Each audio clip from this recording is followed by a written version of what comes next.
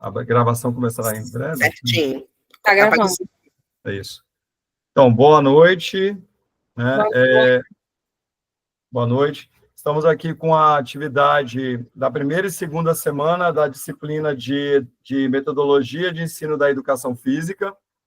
O grupo composto por mim, né, Alexandre da Silva, Bárbara, Cristina e Luzinete.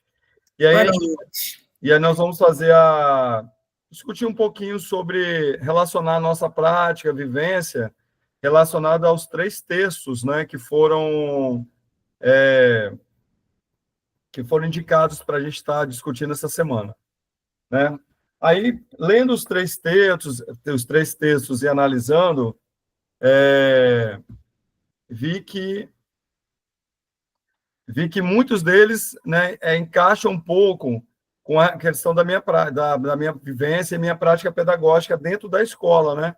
Que eu busco muito, na medida do possível, logicamente, induzir, colocar os alunos para participar, né, da aula, né? Pedindo que eles indiquem, né, conteúdos, o que eles gostariam de fazer, uma aula mais voltada para a questão participativa.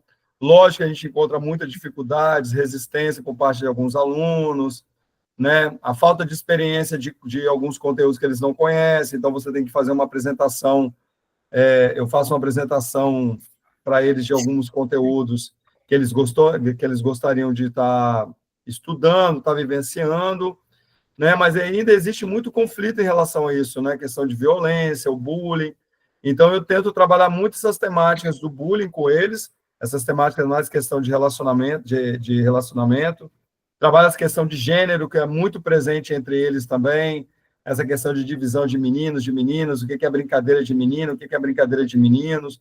Então, levo sempre uma reflexão para falar com eles que não existe o que é de menino, o que é de menina, né? Então, paro a atividade, então ele já cria um pouco essa consciência. Tento trabalhar isso desde da educação infantil e até no Fundamental 1, né? E levo isso para a EJA também, né? A questão também voltada para a diversidade cultural, da questão de atividades voltadas para o racismo, né? Práticas voltadas para culturas indígenas e afro-brasileiras, também eu discuto muito com eles, porque eu vejo ainda que há um racismo muito grande com os alunos, né, nessa questão aí. Então, eu tento desenvolver essa prática mais voltada para um conteúdo mais participativo, voltado para o aluno também participar do processo de ensino-aprendizado dele, né?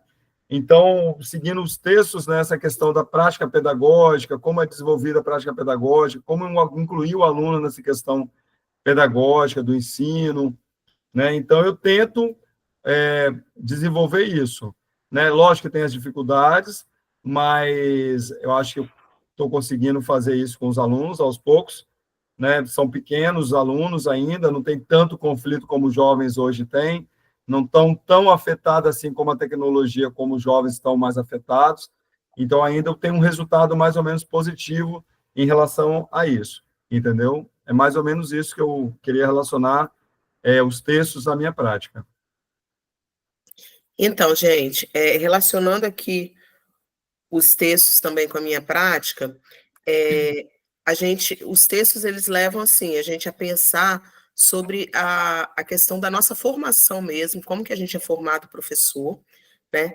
E não só o professor de educação física, mas os professores de todas as áreas, e aí que essa formação, ela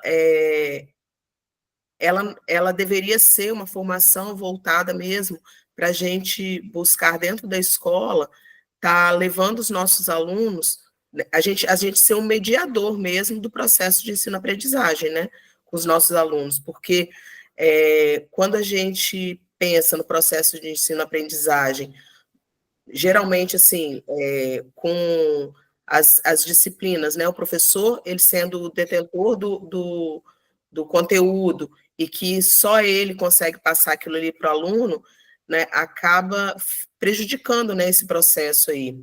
Então, a gente pensar no aluno também como ele protagonista também, né, de todo desse processo de aprendizagem também, porque eu costumo falar até que a gente subestima muito os nossos estudantes, né, e eu gosto também de trazer eles para refletir junto comigo, como que a gente vai fazer o processo de aprendizagem, para discutir os temas que vão ser abordados, né, quando eu proponho uma prática, né, ou um conteúdo, né, eu gosto de pensar o conteúdo junto com eles, de trazer isso para... E colocar eles também para estudar aquele conteúdo, para trazer o conteúdo para os colegas também, de uma forma mais participativa também, né, com os estudantes, né, participando mesmo de todo esse processo aí de ensino-aprendizagem. E também pensando nessa parte da diversidade, né, e a gente incluir os alunos, né, principalmente, pensar na diversidade da escola, não é só pensar nas minorias, não é só pensar no aluno da educação especial, né? É a gente pensar no todo, porque todo mundo é diferente, né? Ali a gente lida com diversidade mesmo dentro da escola, né? Tem pessoas de todos os tipos, raças, né? Religiões, então a gente precisa incluir todo mundo nesse processo de ensino-aprendizagem. E é muito difícil a gente fazer isso, né? Porque pessoas com culturas diferentes, com vivências diferentes, né? E a gente tentar trazer para o aluno, trazer o aluno para pensar essa diversidade, respeitar a diferença do outro, né? Trazendo esse olhar, né, para o outro como diferente, mas não diferente que afronte a ele de alguma forma, ou que ele se sinta, ou alguém se sinta menosprezado. Não, é simplesmente diferente, e respeitar essas diferenças e todo mundo trabalhar junto ali. Então, esse papel do professor, né, ele conseguir essa justiça social mesmo, né, ele promover essa justiça social dentro do ambiente escolar, é muito difícil fazer isso. E aí, por isso que a gente precisa, né, de muita formação, de estar pensando muito bem como que a gente vai fazer o trato didático disso, né, o didático pedagógico mesmo, todas essas possibilidades aí para não deixar acontecer, para o aluno não se perder, né, nesse processo aí de ensino-aprendizagem. Acho que é isso. Falei muito, gente. Vocês têm que parar. Bem, no meu caso, fazendo a relação com a minha realidade, com as minhas vivências, eu, inicialmente, né, como eu me formei lá em 2007, inicialmente, eu tinha uma prática, talvez, um pouco mais tecnicista, né, mais tradicional, né, também devido à formação, né, que a gente acabava vendo os conteúdos ali específicos de uma forma, pelo menos eu tive de uma forma um pouco mais tecnicista.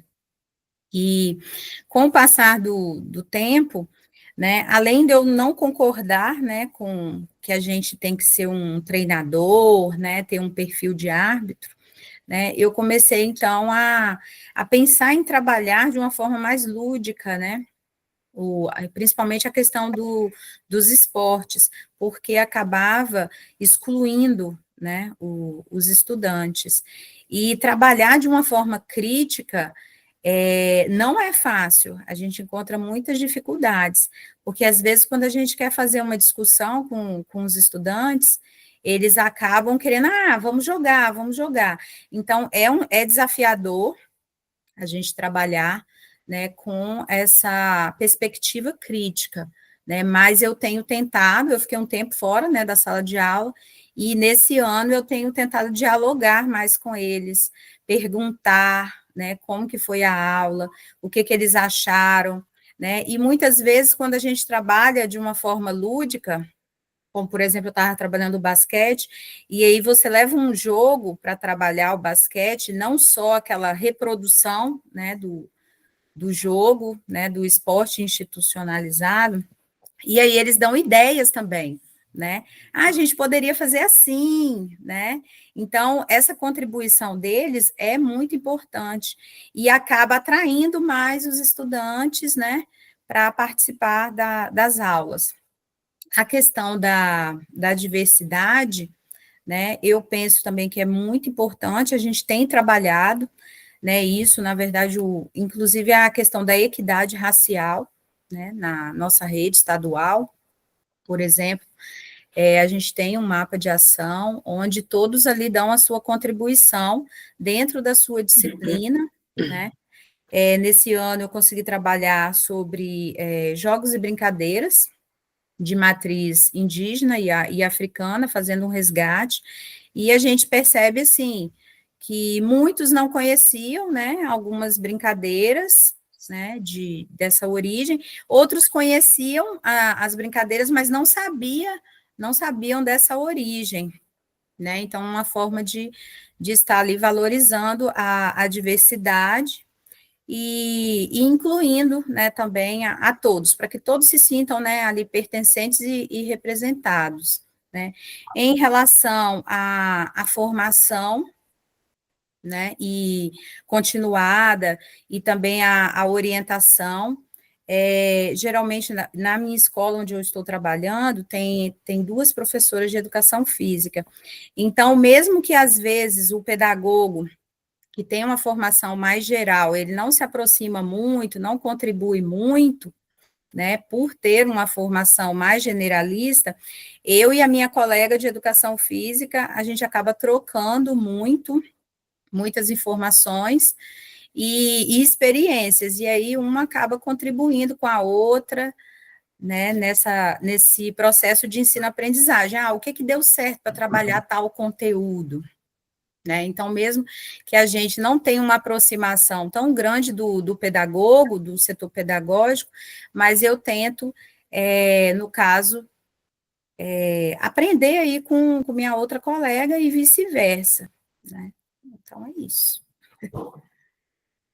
Bom, ao fazer a leitura, né, dos textos, tentar relacionar com a minha prática, eu concordo plenamente com essa questão da importância, né, da relevância da formação de professores, principalmente agora que a gente está vivenciando aí o mestrado profissional, a questão da formação continuada, termos como, por exemplo, o planejamento participativo. Eu só fui tomar conhecimento durante, né, agora o mestrado, apesar de que eu já desenvolvia minhas aulas dessa forma, porque eu atuo no ensino médio, então eu sempre procurei, né, ouvir os estudantes, as estudantes, tentar eleger os conteúdos de maneira democrática, fazer com que eles participassem, também opinassem sobre as formas de avaliação.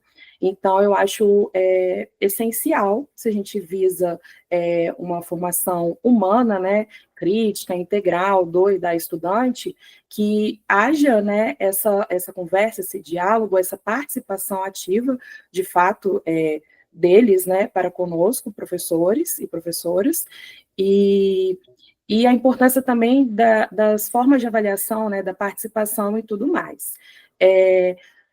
O texto 3, ele me impactou mais porque ele dialoga bastante com a minha realidade, né?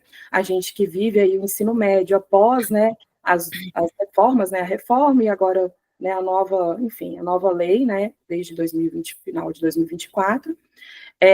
Então, assim, o que a gente vê, que eu vejo na escola atualmente, é essa cultura, né, do empreendedorismo, essa questão da tecnologia.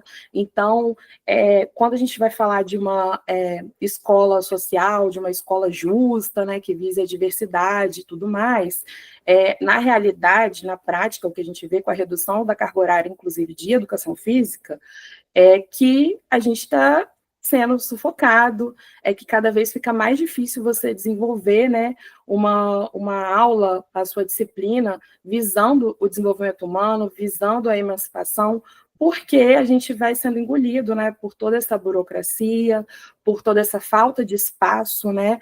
Ano que vem, provavelmente, a aula de educação física será reduzida para uma aula por semana, porque atualmente eu ainda tenho 2 somente na primeira série, mas passará a ser uma aula por semana, então fica muito complicado, é um desafio, mas eu tento fazer a minha parte, né, incluindo os meus alunos e as minhas alunas, e tentando tratar com eles, né, todos esses temas que são importantes, né, que visem uma formação crítica, a partir da educação física. E é isso. Muito bom. Acho que fechamos, né? Deu para sintetizar tudo, né? Sim. É que sim. Isso aí, gente. Vou parar a gravação aqui. Obrigada, galera. Boa noite. Boa noite. Boa noite. Parar a gravação.